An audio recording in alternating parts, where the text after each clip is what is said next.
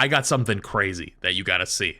Sony is shutting down Firewalk Studios, the maker of the recent shooter Concord.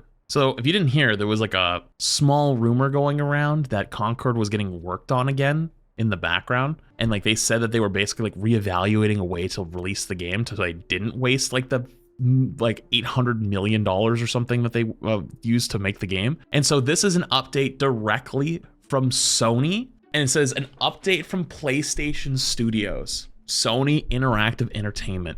Below is an internal email from Herman Hulst, CEO of Studio Business Group, Sony's Interactive Entertainment, distributed today to SIE employees. So this isn't a public statement. This is an internal memo. Dear team, today I want to share some important updates from Sony's Interactive Entertainment Studio Business Group. We consistently evaluate our games portfolio and status of our projects to ensure we are meeting near and long-term business priorities. As part of our ongoing efforts to strengthen SIE's studio business, we have had a difficult decision relating to two of our studios, Neon Koi and Firewalk Studios. Chat, what studio is this? I don't actually know what studio this is. I need to look it up. What games do they make? Acquiring Salvage Game Studios, first major edition. Did they even make a game?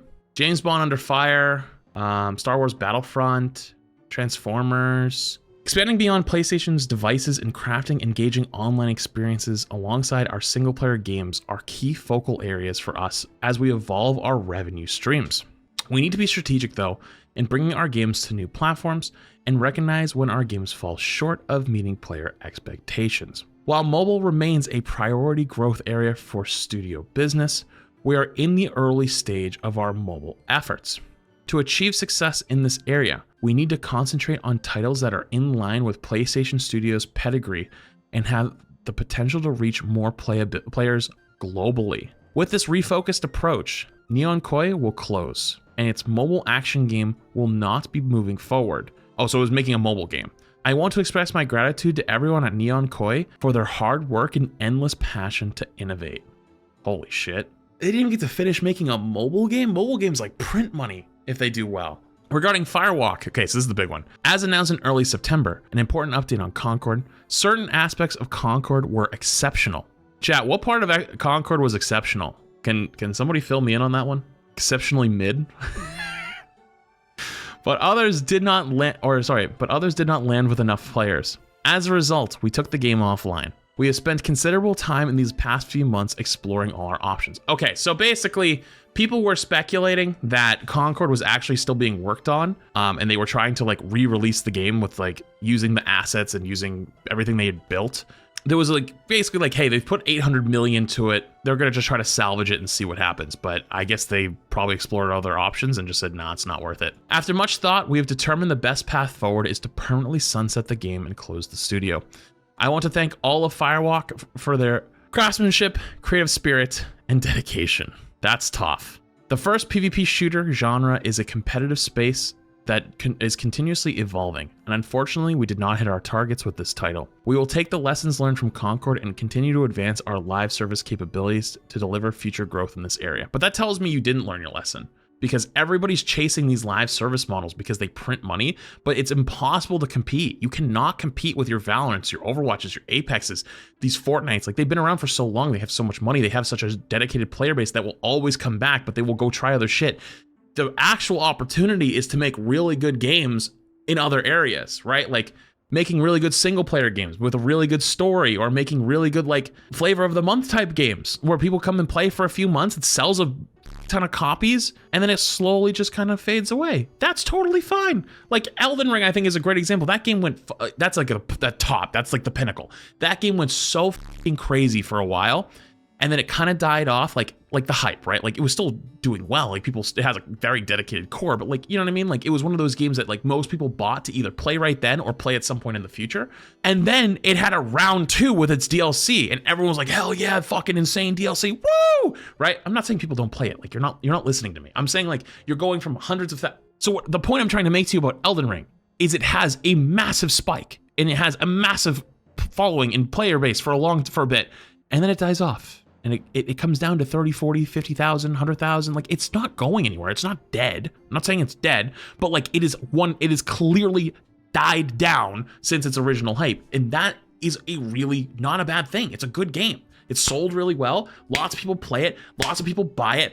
And then they go through their progression cycle of playing the game, beat the game, and then they move on with their lives. That's not a bad thing. And then it has a second hype cycle with an insane DLC. That's not a bad thing. You should do that with single player games. That is not a failed business model. That is an exceptionally good gaming business model that worked for years. But the reason why everyone wants live service games is because they print f***ing money, and everyone wants to be the next infinite money farm. Just like in streaming, not everyone can be this Kai Cenat. Not everyone can be number one. There's also need for streamers for a single game or for smaller niches. That is okay. Like my niche is mostly Overwatch, and I've been doing other stuff too on top of that. But like you can absolutely make good products and make a good living and have a very healthy company and healthy environment by not trying to chase this endless live stream mod or live service model. And I feel like they didn't learn their lesson. So many studios are still chasing live service, and I don't think people want it. I know none of this is easy news to hear, particularly with colleagues and friends departing SIE. Both decisions were given serious thought, and ultimately we feel they are the right ones to strengthen the organization. Neon Koi and Firewalk were home to many talented individuals, and we will work to find placements for some of those impacted within our global community of studios where possible. I'm a big believer in the benefit of embracing creative experimentation and developing a new IP. However, growing through sustainable financials, especially in a challenging economic environment, is critical. While today is a difficult day, there is much to look forward to in the months ahead from the studio business group and our teams. I remain confident that we are building a resilient and capable organization driven by creative corporate experiences for our unforgettable experiences for our players. Oh, don't get me wrong. Concord absolutely will be an incredibly unforgettable entertainment experience for players. You are 1000% spot on with that one. Do not get it wrong. That is the most true sentence, the entire thing. That being said, though, I don't think they learned their lesson. I think they're probably just going to chase after some other live service game. I guess that kills any rumor that Concord was trying to make a comeback. Firewalk is signing off one last time. Firewalk began with the idea of bringing the joy of multiplayer to a larger audience. Along the way, we assembled an incredible team who were able to navigate, grow a new startup into a team during a global pandemic. Firewalk was founded in 2018 and was very small for its first couple of years, only entering full production in 2022.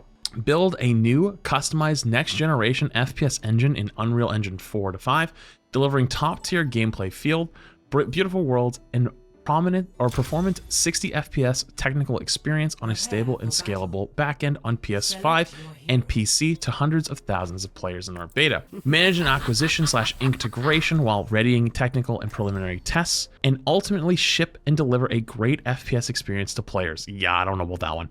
Even if it landed much more narrowly than we hoped against a heavily consolidated market. We took some risks along the way, marrying aspects of card battlers and fighting games with first-person shooters, and although some of these and other aspects of the IP didn't land as we hoped, the idea of putting new things into the world is critical to pushing the medium forward. The talent at Firewalk and the level of individual craft is truly world-class, and teams within Sony Interactive Entertainment and across the industry will be fortunate to work with them. Please reach out to recruiting at PlayStation for inquiries, and thank you to all the very many teams and partners and fans that supported along the way. Hold up. Shit.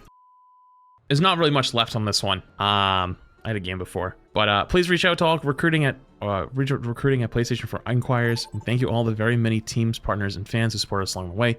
See you in the Tempest, Firewalk Studios, end transmission.